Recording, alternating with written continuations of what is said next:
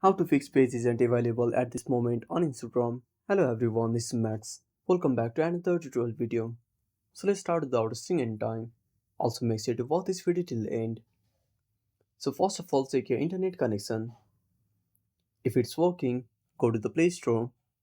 Now tap on the search icon and type Instagram.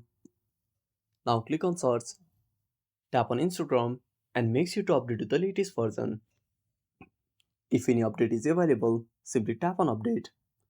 Now go back to the home screen. Now open up settings on your device. Now scroll down and click on apps. Now go to app management. Now scroll down and find Instagram.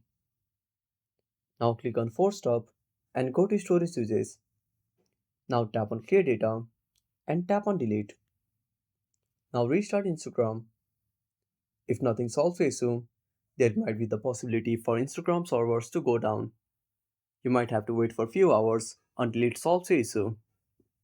And that's it. Thanks for watching. Make sure to subscribe our channel and hit the bell icon. See you in the next video.